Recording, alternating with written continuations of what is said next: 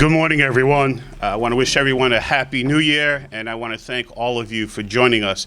I want to thank our Mayor, Eric Adams, for joining this press conference, along with our Police Commissioner, Keechant, Sewell, our First Deputy Police Commissioner, Eddie Caban, our Chief of Department, Kenneth Corey, and of course, my friend and Chief of Detectives, James Essick. Thank you all for being here. Also, Chief of Brooklyn North Detectives, John Schell, is here. We're here today to talk about senseless gang and gun violence in Brooklyn and our efforts to curb it, to prevent it, and to fight against it. Today, we're charging 17 alleged gang members of 3 different affiliated gangs in connection with 14 shootings, 3 murders that killed or hurt 14 people. There were 10 non-fatal shootings included in this count.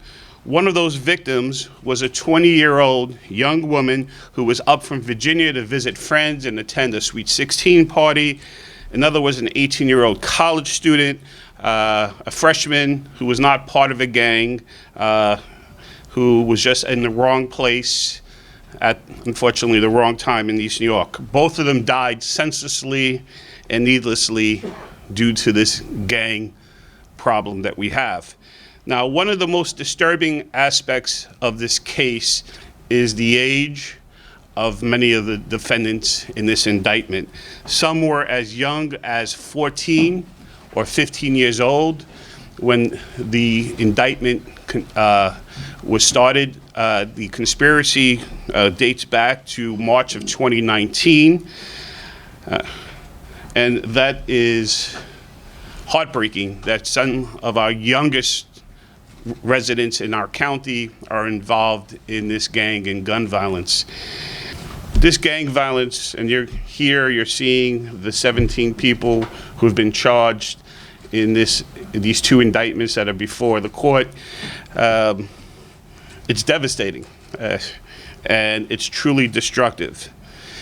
As District Attorney, I'm going to tell you that we know that law enforcement by itself can't end gang and gun violence, but today's indictments are a big step in getting justice for the victims and improving public safety. And I'm going to talk a little later about some of the things we're doing to prevent the shootings. But let me start by describing this case to you. This investigation is centered around 3 street crews that decided to form an alliance. They are now called YPF, but they're 3 separate crews. They're FNO, which stood for Fort the N-word only.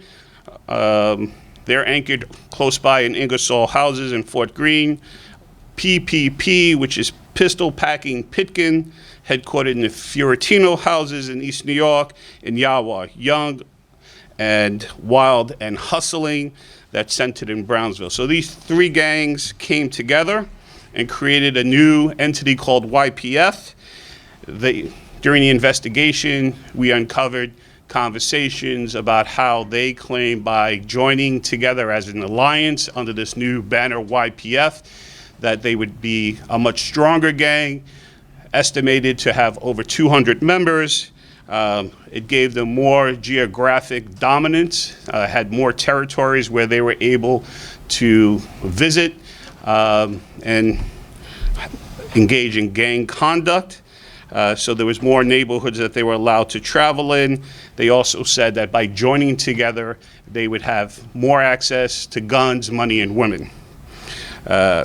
As part of this alliance, they all agreed to adopt the rivalries and the enemies of the other gangs. And so this alliance not only brought these 3 gangs together and created one bigger gang, but it also increased the amount of violence. The collective rivalries caused an increase in the cycle of violence that we've seen in Brooklyn, and also the number of retaliation that take place when a shooting happens. Now, we're going to just show you a few videos from some of the charged incidents. The first video depicts a shooting inside a bodega on New Lots Avenue in East New York, and that took place October 28th, 2020.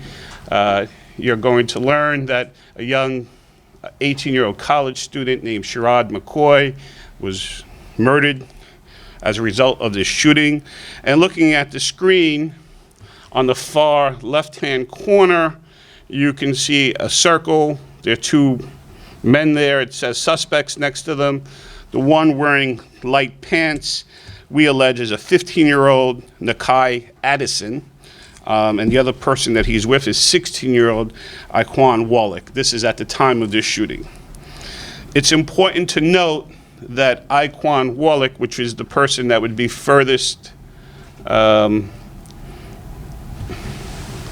away, is charged with 3 separate murders in this indictment. Those murders all took place within a 3-month span. In the video, you're going to see a person standing directly in front of the Bodega store. There's an arrow pointing to him. If you look to the front door of the Bodega, you can see a man standing there. And when you see the video, it appears that he's on his phone. You'll see those two guys turn that corner. They'll make eye contact with each other. The guy who's on the phone, who we believe was the intended target and an alleged gang member himself, enters into the Bodega, and the two men follow him into this Bodega. You'll see a quick fist fight, and then you will see the video of Iquan Wallach pull out a handgun. You will see Mr. McCoy try to exit the Bodega. He's the victim. He tries to run away. He's shot, and you will see him run and fall. All right, let's play this video. As you see, those are the two men, the two suspects, defendants now, turning the corner, heading into the Bodega. The man walks in, they follow him inside, and immediately a fist fight ensues. At that point, Iquan Wallach is pulling out a handgun. Sherrod McCoy tries to run away. That's a photo of Iquan Wallach's face.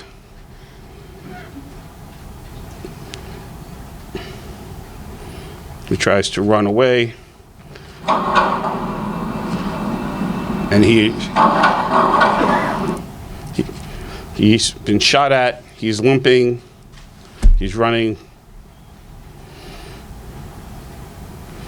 And young 18-year-old Sherrod McCoy falls and unfortunately passes away as a result of these gunshot wounds.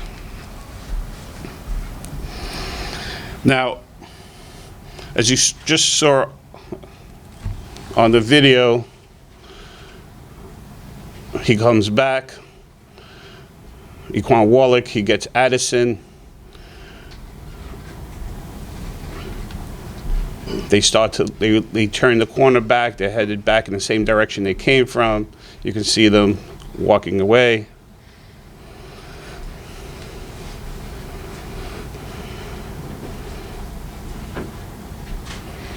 And defendant Addison decides to come back. You see, he's still the one with the light-colored pants. He comes back, he enters the Bodega, and he continues to shoot in the direction of where the person he was fighting had run. All right. Sherrod McCoy, as I've already said, was not a gang member.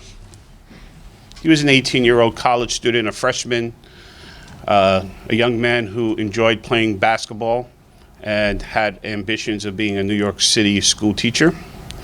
And this is the insidious part of this gang culture.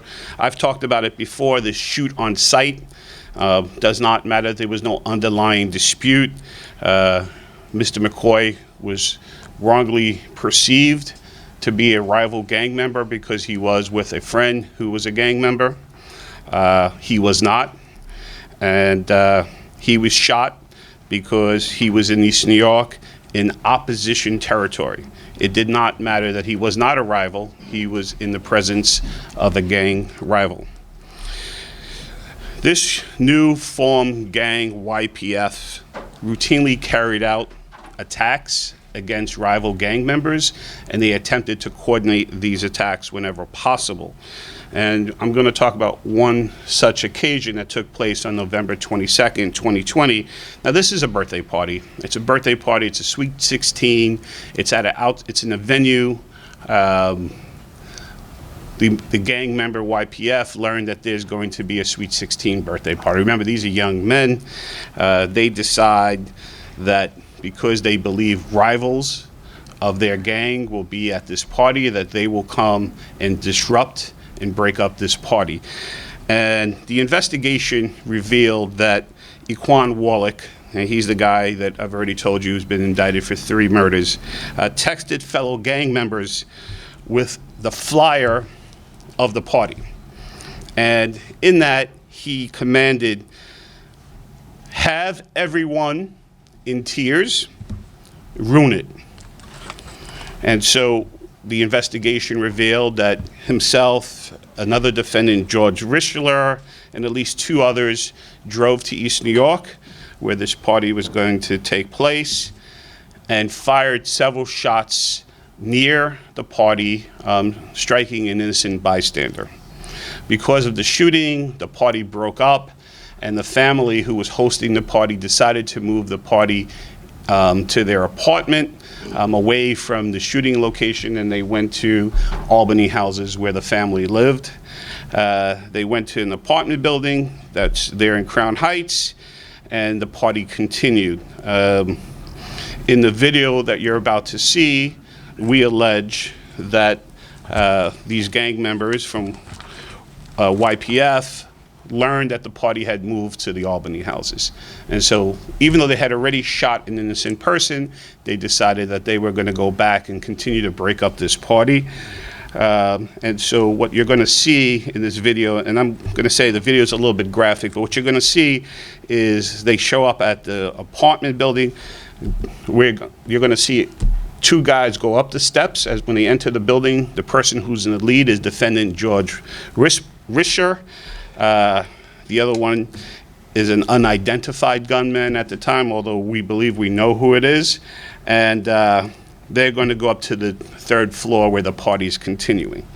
Upstairs, it's a Sweet 16. It's a multi-generational party. There are young children there, there are teenagers there, there are grandparents there. You will then see Equan Wallach walk into the lobby, and he's present with another gunman, and you will see that they begin to shoot. Now, the shooting on the 3rd floor is not captured on video, but I can tell you that 7 people were shot, and I can tell you that a young woman lost her life during that shooting. You're then going to see Equan Wallach shooting at a young man who's in the elevator. That young man was shot 5 times, but did survive that shooting. The young woman he's with in the elevator is also shot, but it was more of a graze wound for her. So fortunately, she emerged okay. Let's play the video.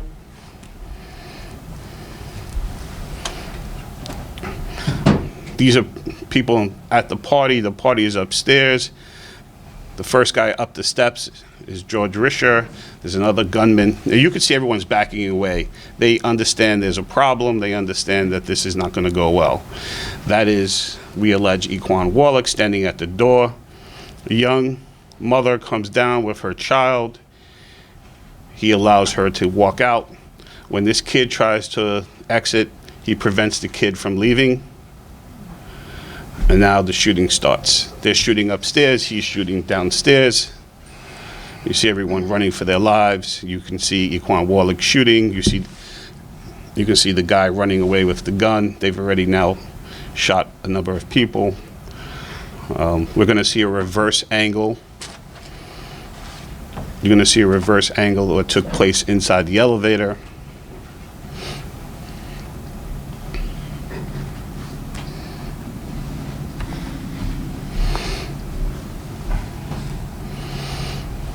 That's the intended target in the elevator, the male. He's with a female friend. By the way, that boy in the elevator is only about 16 or 17.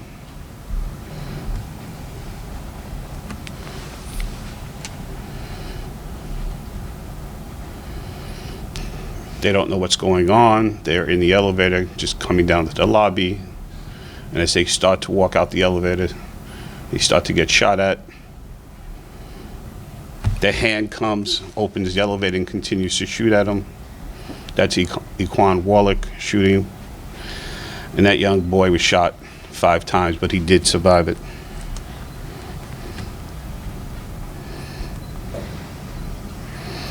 So this shooting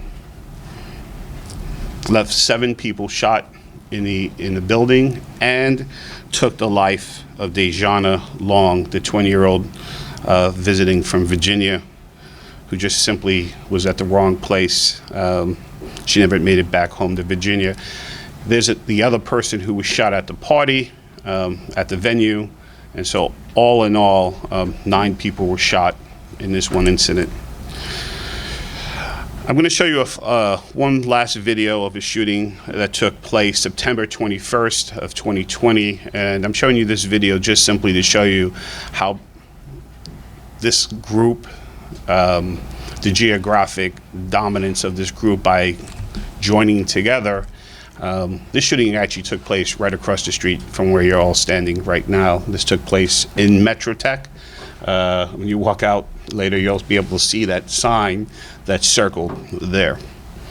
In the center of the photo, there's a red circle, and there's a billboard there. It's 3:00 p.m.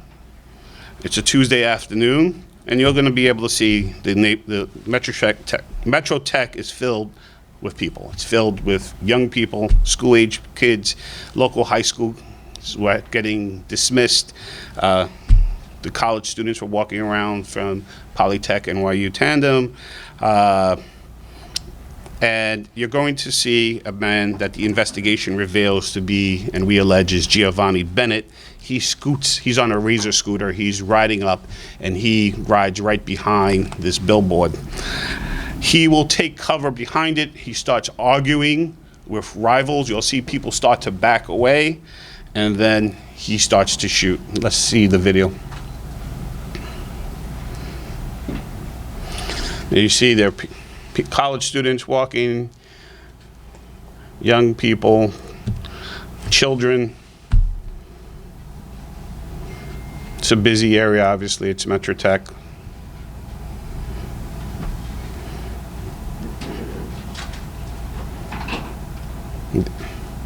That shooting took place already, but here's a slower version. You see he's riding a scooter. He goes there.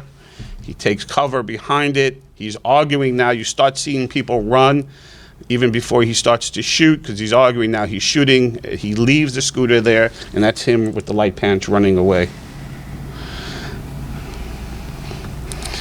An NYU college student was shot inadvertently. He was not the intended target. Our community deserves so much more. Teenagers and families deserve to celebrate life events like birthdays and do so in peace. Families deserve to be able to go into a bodega and shop in every zip code of this city and of this county without having to worry about these kind of shootings. School children should never have to face gun violence during dismissal. I'll show you a few more videos. I'm not going to really, I'll just let them play in a second, because these videos really show, and they were all uncovered during the course of the investigation, but it shows how deeply ingrained the problem is, how this gang and gun culture has obsessed these young men. They wave these guns around, they show them off, they brag about them. These guns are, in a way, something that they think makes them men, and it just shows you how deeply our challenge is to change the culture that we have in some parts of our community. Let's look at this these all came from Snapchat. As you can see, it's that guy's Amir Kionis. He's holding a gun. That's Equan Warlick. He's holding a gun.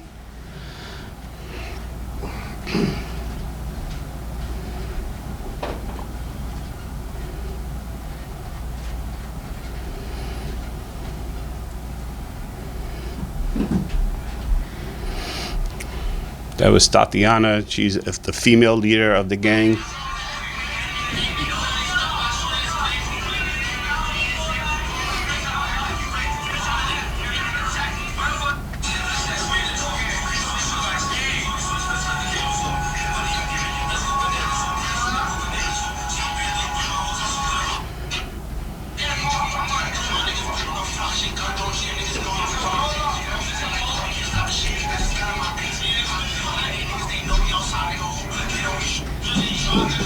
You saw he put the gun in his hoodie.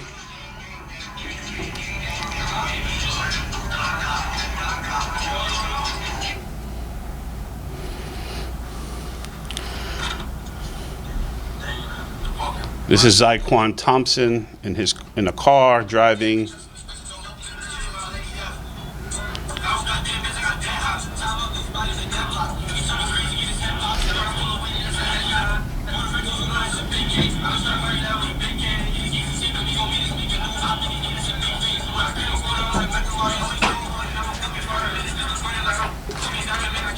You see his gun.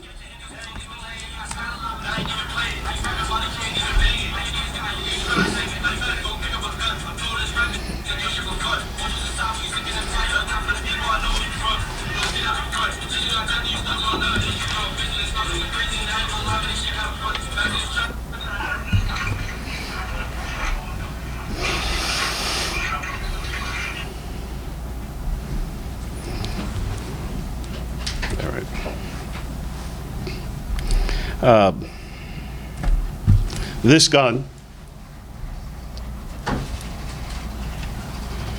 was a gun that Iquan Wallach had when the police were able to apprehend him and arrest him so that he could face indictment in this case. Even when he was arrested, he had a gun on him. It's a .38 revolver.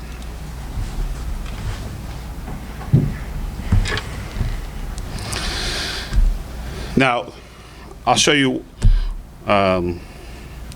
There's one more video. It's also disturbing, and again, it shows the magnitude of the problem.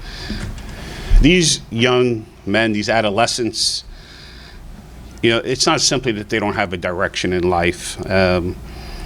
It appears as if success is measured in their gang by the amount of violence that they engage in. They appear to be proud of this, and unfortunately, this is how they are gaining respect within their gangs. During the course of the investigation, one of the most troubling aspects was the regular and routine recruitment of 11, 12, and 13-year-old middle schoolers to be part of the gang.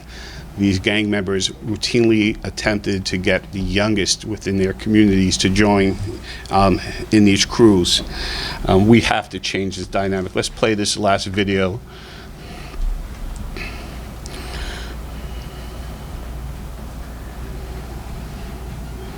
Just wanton violence, shoving his gun in the dog's mouth. Now, for these young men, let's not mince any words here. They're going to pay a deep and significant consequence for their actions. 5 of them are facing life sentences. They're charged with murder.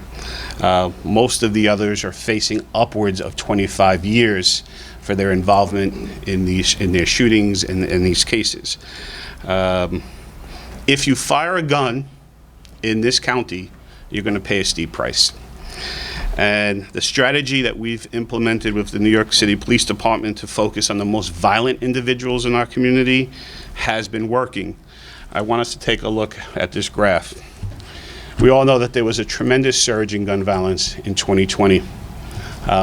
After coming from Brooklyn in 2019 with the fewest number of shootings in Brooklyn's history, 2020 had a big surge. This is 2021, and the first 5 months of the year, gun violence continued. You see a steep increase, and then something happened in May of 21. Our grand juries reopened after COVID. We were able to present our first gang takedown in a number of months.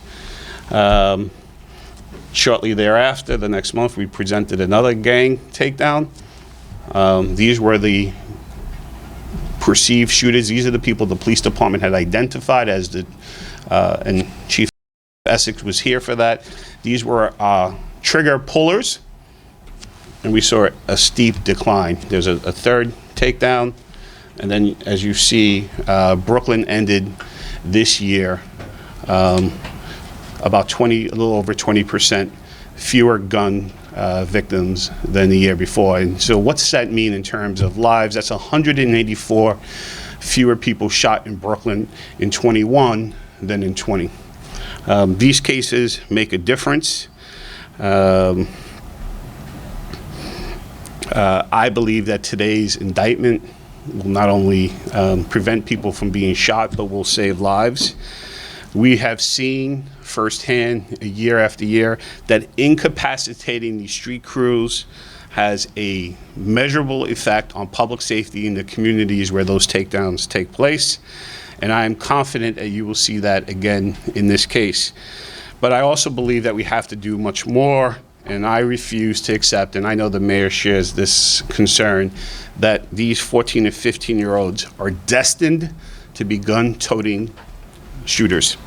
And so we're not going to accept the behavior. We're not just going to watch as like fate means that, you know, we can't stop this. I believe we can.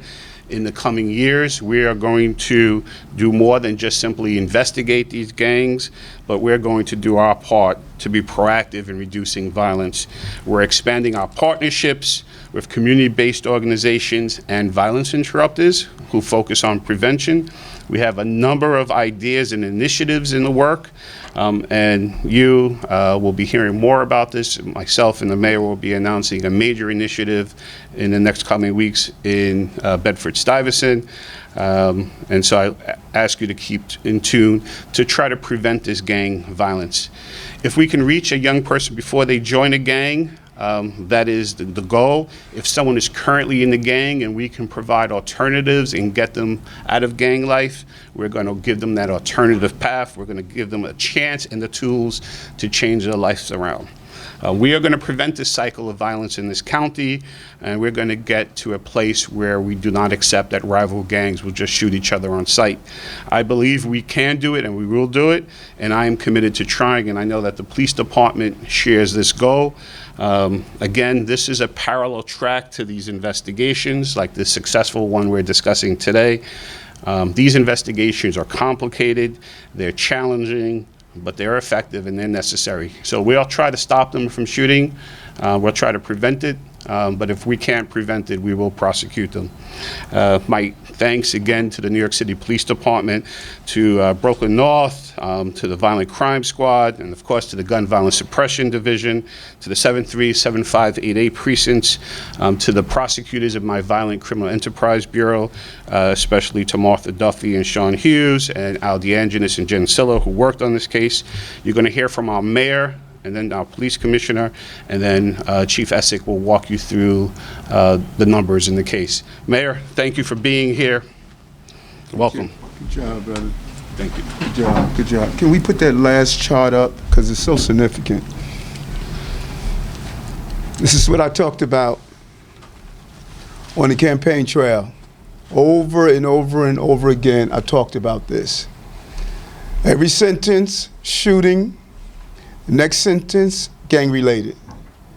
And what this district attorney has done, and the team of detectives, you're seeing the city finest protecting the people of this city.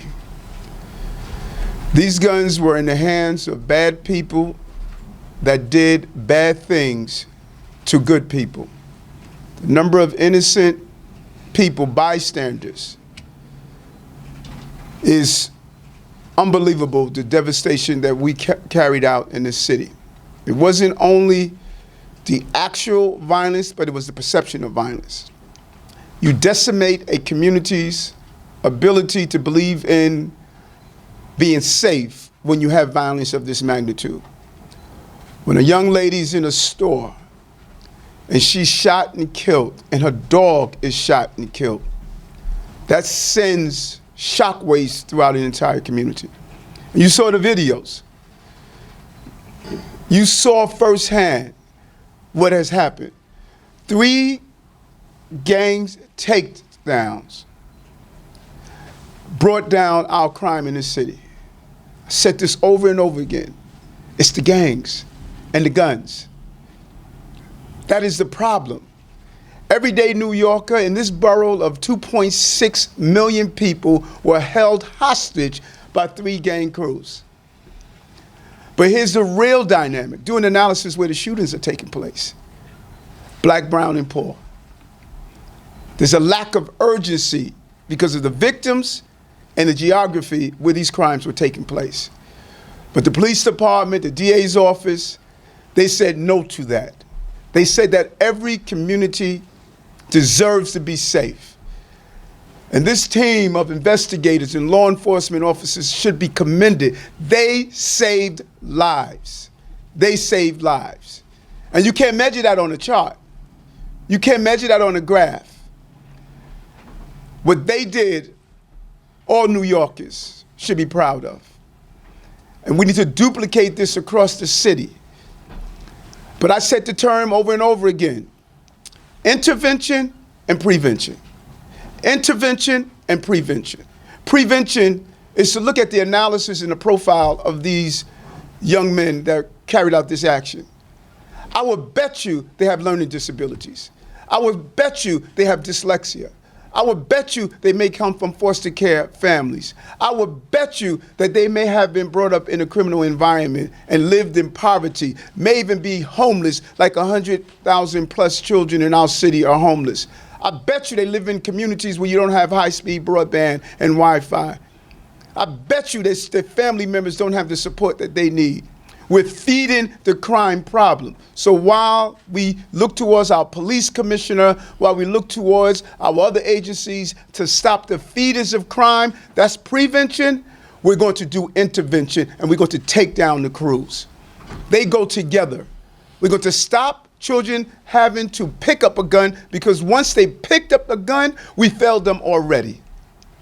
But those who are carrying the guns, we're not using the excuse for violence. We're going to partner together and take down violent people out of our city. And so I'm happy to be here with the police commissioner, the district attorney, the investigators, coming together as a team.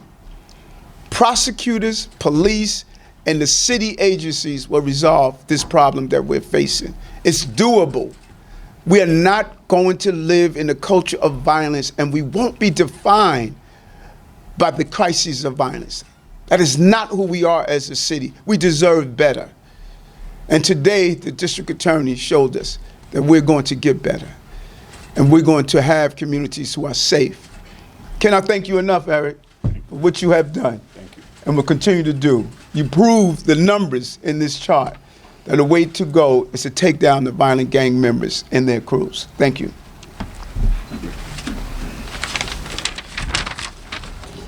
Good afternoon. Good afternoon. I am proud to stand here today with Mayor Adams, the leaders of the NYPD, and our partners in the Brooklyn DA's office. Stopping violence is the #1 mission of the NYPD. Among the NYPD's most potent tools is intelligence-driven, long-term investigations that zero in on the criminal few willing to pick up a gun and use it to tear at the fabric of life in this city. I assure you that the priority of the NYPD in cases like this one presented today is to bring laser focused on the people who drive the majority of violence in this city, who terrorize and victimize not just their targets, but those who are caught in the crossfire: neighborhoods, families, and innocent young people. NYPD detectives teamed up with prosecutors from the beginning to gather evidence and to strategically dismantle violent gang and street crews by building strong cases. It is what the NYPD's work will continue to look like going forward. There will be more cases like this one, not just here in Brooklyn, in the neighborhood harmed by this alliance of violent street gangs, but in every borough, so that our city is a place where people not only are safe, but that they feel safe as well. I know there are young people who have very limited options, but we must draw a line. Gang violence is not an exceptional option and will not be tolerated. We will curtail gun violence, but simultaneously expand our work to reach out and collaborate to the communities we serve, to provide more choices to young people who have too few. I want to thank DA Gonzalez and his team for their invaluable partnership and the extraordinary, determined investigators and officers of the NYPD. I'll turn it over to Chief of Detectives James Essick.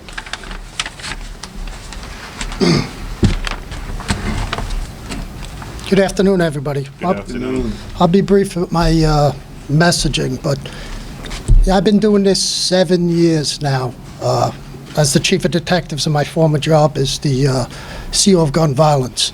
And as I was standing here and I look around and I see the mayor of the city of New York, the police commissioner, the first deputy commissioner, the chief of department, January 4th, if that doesn't send a powerful message to what we're trying to do, nothing does. So thank you everybody for coming.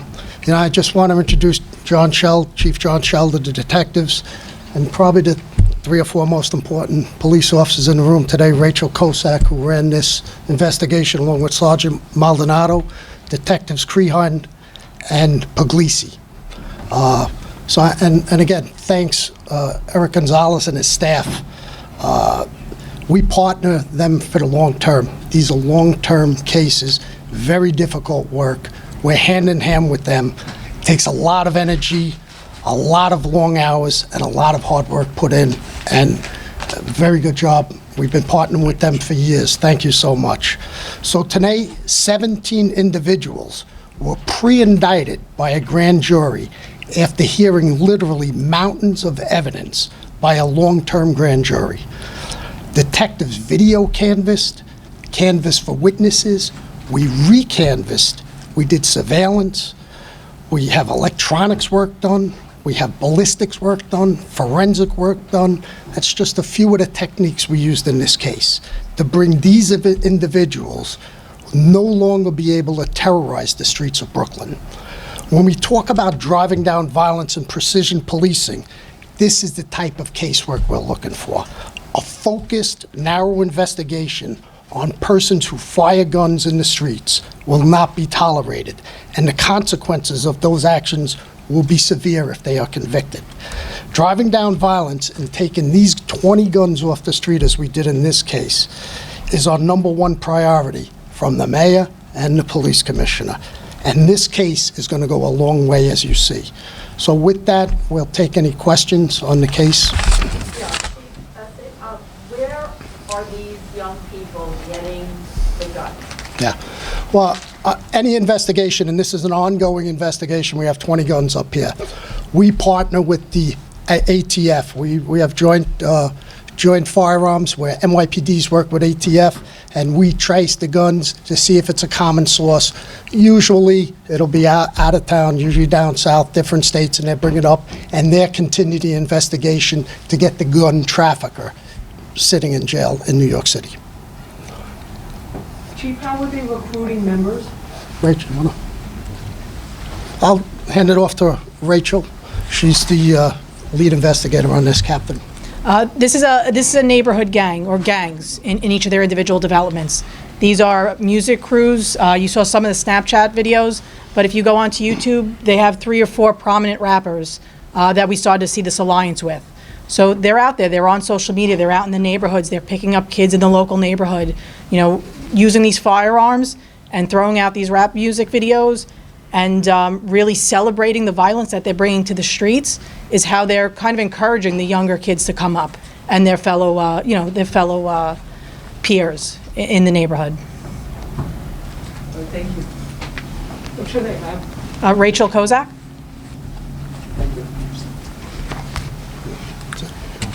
Any other questions? Are 17 of these young men, are they all accused of committing violent felonies, or are some of them just accused of being, intertwined in the gangs? It's a great question, and it's one of the things that we've done in Brooklyn is to focus really on the violent drivers of crime. So there's no one charged in this indictment who's simply charged because they're a fellow gang member. There's one defendant who's charged only with a conspiracy charge, but he was integral to the cases, and there's a lot of evidence about his involvement in these shootings. Everyone else has multiple substantive acts that they've been indicted on. These are not the old school investigations that you used to hear about where a bunch of people were rounded up simply because they were either involved in a gang or social media. These are people who have actually committed acts of violence. That's how we've done it in Brooklyn, and that's why when we do these takedowns, we see a dramatic decline in the shootings in those communities, because these are actually the people that are driving the violence. They're all in jail. They're all sitting in jail now. I'm sorry, I can't. They're all sitting in jail or then released on bond. Well, we'll provide what the judge does in terms of bail and all of the defendants. 14 of the 17 are in custody. There are 3 who are outstanding that the police department is still looking for right now. Yes. Yes, to the mayor, if I may. Mayor Adams, you listed a number of scenarios, issues that these young men are facing a moment ago. Why do you suppose it is that these guys don't seem to be afraid of getting caught or getting killed? It's a culture of abandoning young people based on communities. It's a culture. Over 100,000 people are homeless. 100,000 children are homeless. They're predominantly black and brown. The prison population is predicted 30% are dyslexic that don't receive services. The inmates there are predominantly black and brown. Generations of those who are incarcerated. These failing schools in our city, predominantly black and brown communities. We are feeding this. We have abandoned them. We have ignored them for so long. And that's what I talked about on the campaign trail when I started to sit in jails and see the pattern.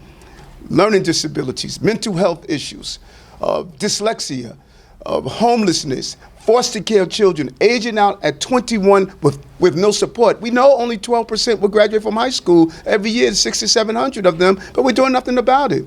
And so we have abandoned them, and they have turned into violent offenders in our city, and then we ask why. The real question why is the betrayal of a dysfunctional city that's created criminal behavior among certain groups.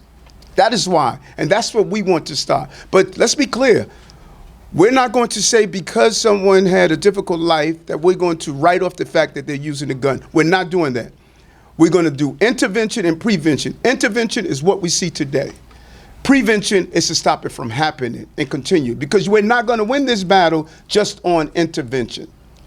It can't be won that way, because waiting right now is a third grade student who's dyslexic and no one is taking care of them.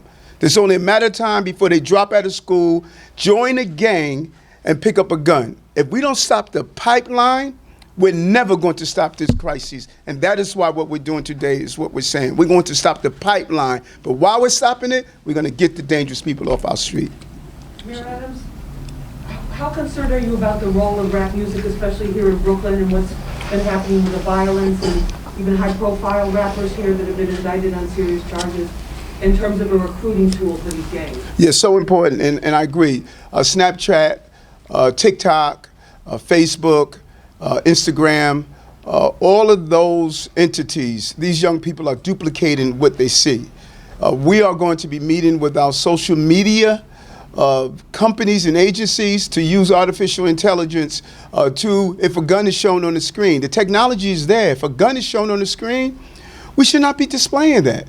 If certain people are using certain terminologies, we should prevent that from happening. The social media have a social responsibility not to sit back and say we're making money and we can care less if we are creating violence in our community. I'll tell you something.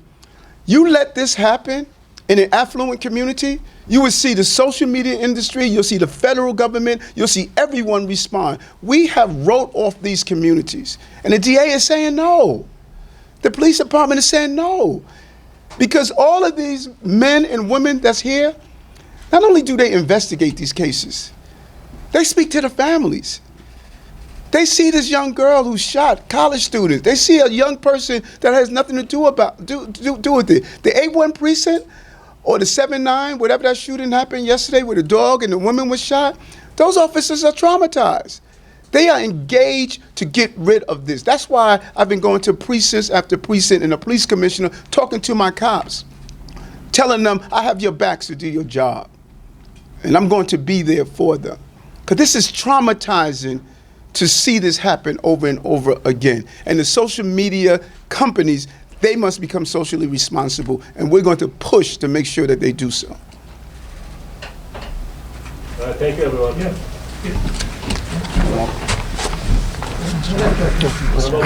want to take it, Pam? I don't know who he's going to. Go ahead. WNBC. This is for the mayor and police commissioner, if possible. What is the reaction to Manhattan's DA Bragg offering diversion of almost all misdemeanor charges, and his policy to not seek bail in many cases where injured, that there is no injured? I have not communicated with the DA. I have not looked over and analyzed exactly what he's calling for. I have a lot of respect for DA Braggs, a former prosecutor. He has a real vision. What we're going to do in the next few days, I communicated with the police commissioner and the district attorney. We're going to bring together our state and city and federal lawmakers. We're going to show these videos. We're going to show the pattern of what happened. And we want to have a better engagement to understand when we pass a piece of legislation, how it impacts people on the ground. And so we want everyone to get in the room and operate off the same playbook. We can have the justice we deserve with the public safety we need. And I believe DA Braggs will be open to engaging that conversation, as well as the DA in Staten Island, as well as the Bronx. We're going to all come together and wear one jersey, Team Safe New York. Thank you, Mayor.